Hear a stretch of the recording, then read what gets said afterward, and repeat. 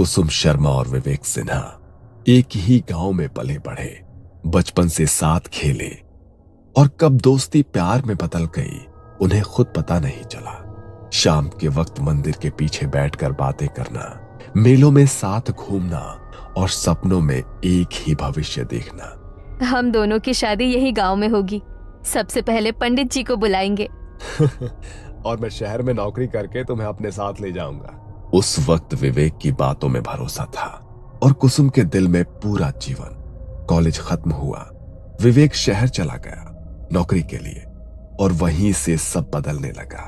पहले रोज फोन आता था, फिर हफ्तों में, फिर महीनों में। विवेक, सब ठीक है ना? तुम बदल रहे हो। कुसुम, तुम्हें हर चीज में प्रॉब्लम दिखती है। ग्रो अप यार। और कुछ दिन बाद फोन आना बंद हो गया। विवेक और कुसुम की बातें लगभग बंद हो गई। 1 साल बाद विवेक अचानक गांव लौटा। कुसुम का दिल जोर से धड़क उठा। उसे लगा शायद सब ठीक हो जाएगा। उस शाम वो उससे मिलने गई। विवेक, अब तो सबसे बात कर लेते हैं, हमारी शादी के बारे में। विवेक ने नजरें फेर ली। कुसुम, वो बचपना था, अब जिंदगी आगे बढ़ चुकी है। मतलब?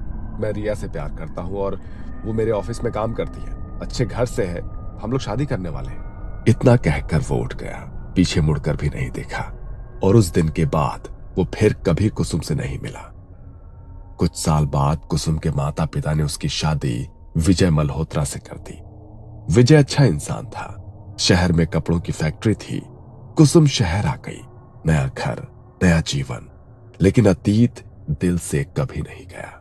जब आरव सिर्फ 2 साल का था, फैक्ट्री में आग लग गई। विजय उस आग से जिंदा नहीं लौट पाया।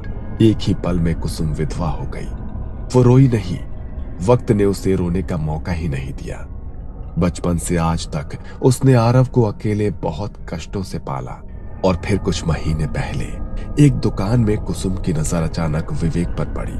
वो अकेला नहीं था, उसके साथ उसकी पत्नी रिया थी। विवेक ने भी कुसुम को देखा, ना कोई शर्म, ना कोई पछतावा, ना कोई पुरानी पहचान का अपनापन। उस पल कुसुम का दिल टूटा नहीं, सुलग उठा। उसे सबसे ज्यादा ये बात चुभी कि विवेक ने एक बार भी नहीं पूछा कि कैसे हो, जिंदगी में क्या हुआ। उस दिन कुसुम ने फैसला कर लिया, उसकी हर खुशी मैं छीन लूंगी विवेक, जैसे उसने मेरी छीनी थी। बचपन में उसने गांव की बूढ़ी औरतों से कई कहानियां सुनी थी, काले जादू के बारे में। किसी ने धागा बांधा, किसी ने कुछ खिलाया और किसी की पूरी दुनिया उजड़ गई।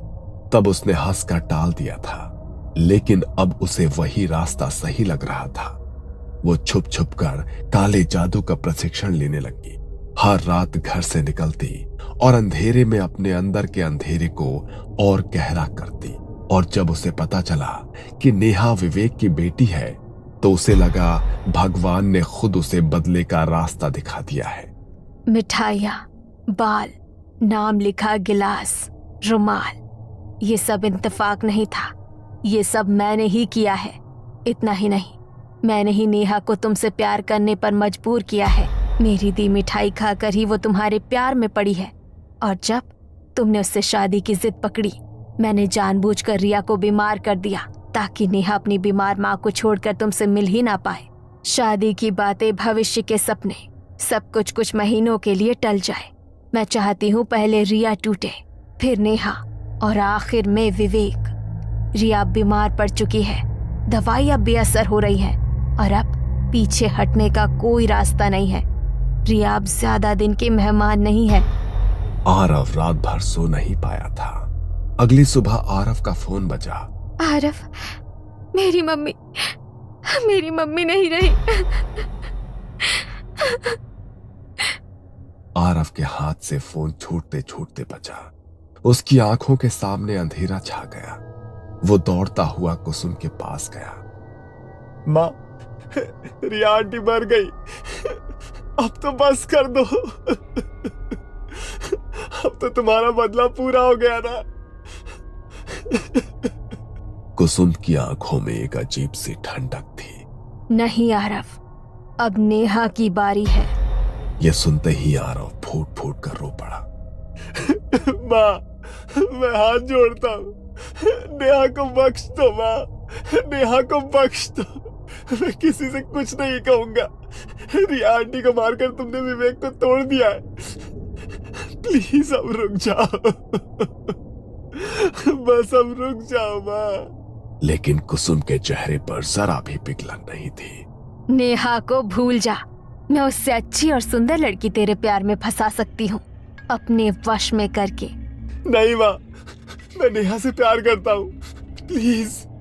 उसने जोर से दरवाजा बंद किया और आरव को कमरे में कैद कर दिया। कई हफ्तों तक आरव कॉलेज नहीं गया। नेहा को चिंता होने लगी। एक शाम वो खुद आरव को ढूंढती हुई उसके घर पहुंच गई और कुसुम इसी पल का इंतजार कर रही थी। कुसुम ने दरवाजा खोला। आओ बेटा, अंदर आओ, तुम बहुत थकी हुई लग रही हो। नेहा अंदर आई। उसकी आंखें सूजी हुई थी। रिया कैसी थी आखिरी दिनों में? नेहा की आंखों से आंसू बहने लगे।